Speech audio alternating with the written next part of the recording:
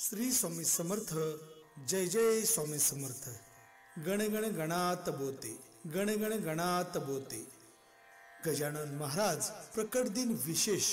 भक्त हो, गजानन महाराजांचे प्रथम दर्शन कसे झाले हे जाणून घेऊया। माघ वैद्य सप्तमी म्हणजे 23 फेब्रुवारी 1878 रोजी बुलढाणा येथील शेगाव येथे गजानन महाराज दिगंबर अवस्थेत लोकांच्या दृष्टीस पडले। हा दिवस गजानन महाराज प्रकट दिन म्हणून साजरा केला जातो। श्री गजानन महाराज हे तेलंगी ब्राह्मण असल्याचे एका लेखकाने लिहून ठेवले आहे। गजानन महाराज गुढी, परमहंस, संन्यासी, जीवनमुक्त असे महान संत होते।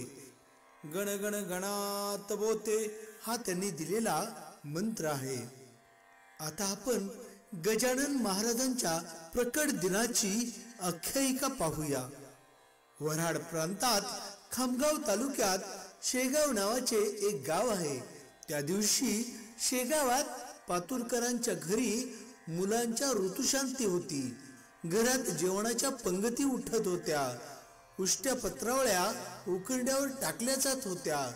दुपारची वेळ होती। अचानक एक तेजस्वी तरुण तेथे अवतरले। पत्रावळीतील राहिलेले अन्न पदार्थ खाऊ लागले। त्यांच्या अंगावर वस्त्र देखील नव्हते। त्यांच्याजवळ पाणी पिण्यासाठी एक तुंब आणि मातीची चिलीम होती। चेहऱ्यावर समाधान, शांती होती। ते कुठल्या तरी तंद्रीत होते। त्याच वेळी रस्त्याने बकटलाल अगरवाल आणि दामोदर पंत कुलकर्णी जात होते। त्यांचे लक्ष त्या तरुणाकडे गेले। त्यांना बघून हा कोणी विक्षिप्त असावा असे ते म्हणाले, पण त्या तरुणाची मुद्रा बघून हा कोणीतरी साधू पुरुष असावा असे वाटले। कदाचित त्याला भूक लागली असणार असे बकटलालाला वाटले। त्यांनी पातुरकरांकडून पंचपक्वानांनी भरलेले ताट आणून त्या तरुणासमोर आणून ठेवले आणि त्याला खाण्याचा आग्रह केला। त्या तरुणाने सर्व पक्वान्ने एकत्र करून खाल्ली। नंतर जनावरासाठी भरून ठेवलेले पाणी पिऊ लागला। हे बघताच दामोदर पंत कुलकर्णी म्हणाले, हे पाणी गहाण आहे, ते पिऊ नका। त्यावर त्या तरुणाने स्मितहास्य करून उत्तर दिले, घाण व स्वच्छ पाणी दोन्ही सारखेच। उष्टे खरकटे किंवा पंचपक्वाने दोन्हीही एकच। सर्व सृष्टीत परमेश्वर आहे। घाण पाणी म्हणजेच परमेश्वर आणि स्वच्छ पाणी म्हणजेही परमेश्वरच। आणि पिणाराही त्याहून वेगळा नाही, तर तो सुद्धा परमेश्वरच।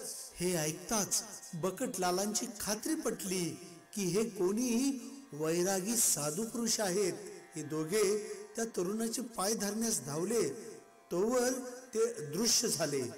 भक्तांनो, उकिरड्यावर खरकट्या पत्रावळीत खाणारे हे साधू पुरुष हे दुसरे तिसरे कुणी नसून ते स्वतः गजानन महाराज होते।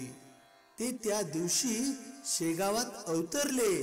तो दिवस शके 1800 मधील माघ वैद्य सप्तमी असे। म्हणूनच तोच दिवस आजही गजानन महाराजांचा प्रकट दिन म्हणून साजरा केला जातो। हा व्हिडिओ जास्तीत जास्त लोकांना शेअर करावा आणि शक्य झाल्यास स्टेटसला ठेवावा।